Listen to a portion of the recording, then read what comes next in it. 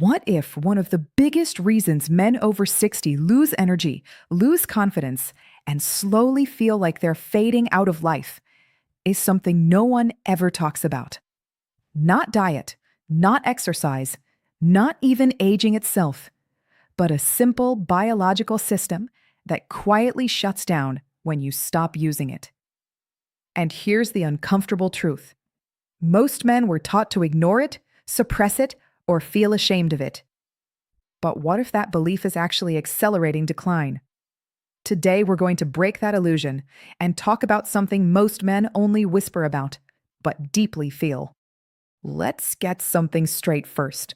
Aging is real. Your body changes, hormones shift, recovery slows. But decline? That's a different story. Because decline is often not caused by time, it's caused by disuse. Your muscles weaken when you stop moving. Your lungs weaken when you stop challenging them. Your brain slows when you stop learning. And your sexual system? It follows the exact same rule. This is where most men make their first mistake. They assume that losing desire or function is normal, so they gradually disconnect from that part of themselves. Less stimulation, less engagement, less awareness, until one day it feels like that part of life is simply gone. But here's the truth. Your body didn't just age, it adapted to what you stopped doing. Now, let's flip the other side. Some men don't stop, but what they do instead is just as damaging. They rush. They go through the motions, same pattern, same pressure, same routine. No awareness, no connection. Over time, the brain starts learning something very specific. This is the only way we respond.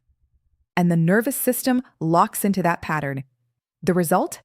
Reduced sensitivity, delayed response, needing stronger stimulation just to feel anything. This is not because the body is broken.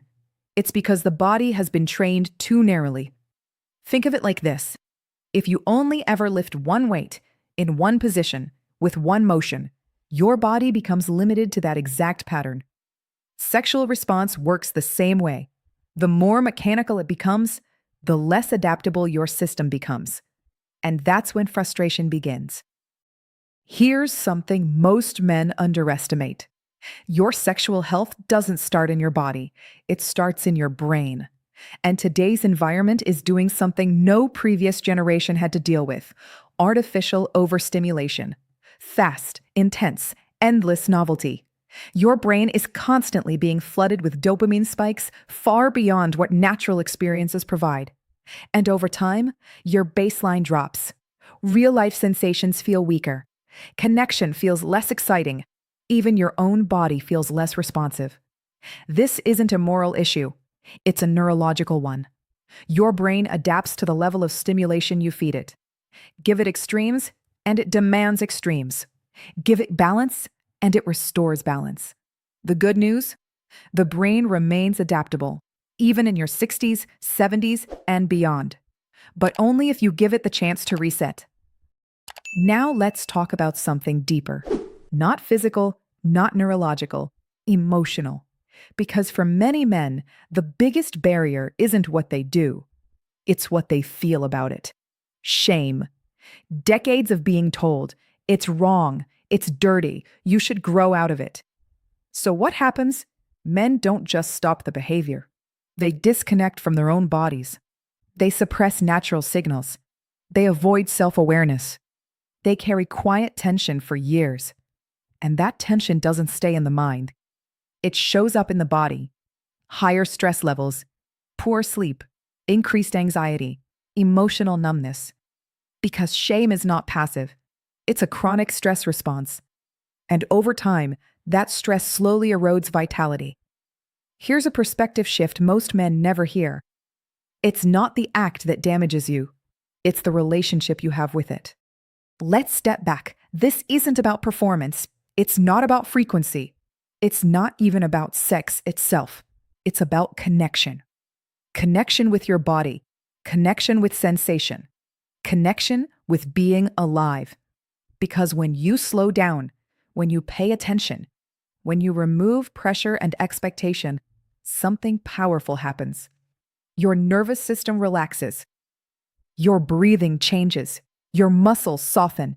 Your awareness expands. And suddenly, it's no longer mechanical.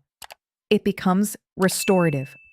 This is what most men never experience because they've only known two extremes: avoidance or mindless repetition.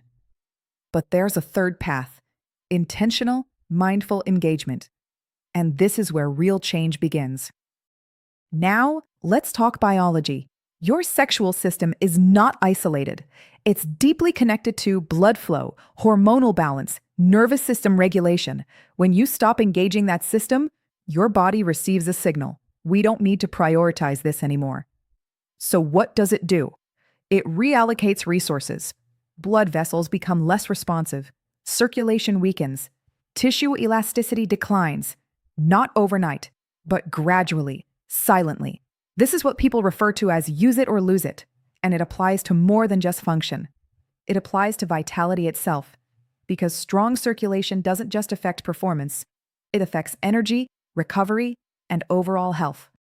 There's another layer most men overlook. Hormones don't just influence your body, they influence your identity, your drive, your confidence, your presence. When hormonal activity declines too quickly, men often report, "I just don't feel like myself anymore." That's not just physical, that's psychological, because vitality isn't just about strength, it's about feeling alive. And here's the key insight: your body responds to engagement. When you engage with your system, physically, mentally, emotionally, it reinforces the signal: we're still active, we still need this. And your biology adjusts accordingly. But when you withdraw? So what's the answer? Not excess, not suppression, balance. Avoid overstimulation, avoid disconnection. Instead, slow down, reduce artificial inputs, rebuild natural sensitivity, focus on awareness over intensity. Think of it like retraining your system, not forcing it, not hacking it, but restoring it. And like any system, it takes consistency, not perfection. If you wanted to start fresh, here's a simple framework. Step 1, remove extremes, reduce overstimulation, give your brain space to reset. Step 2, slow everything down. No rushing, no pressure. Focus on sensation, not outcome. Step 3, rebuild awareness. Pay attention to your body again. Relearn what natural feels like. Step 4, stay consistent. Small, regular engagement is more powerful than intensity. Step 5, track real changes. Better sleep, better mood, more energy. These are your signals. Because the goal is not performance, the goal is restoration. Let's zoom out. This isn't really about one habit. It's about how you treat your body as you age. Do you ignore it, suppress it, or stay connected to it? Because aging doesn't take vitality away. Disconnection does. And the moment you start paying attention again, the moment you stop running from your own body, things begin to shift. Slowly, quietly, but powerfully. So, if something in this made you pause for a second, not because it was shocking, but because it felt true, then maybe it's not about changing everything overnight.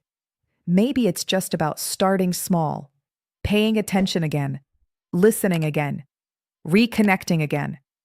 Because sometimes the difference between decline and vitality isn't time, it's awareness.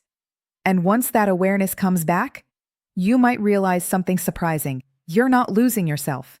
You just stopped noticing that you were still there.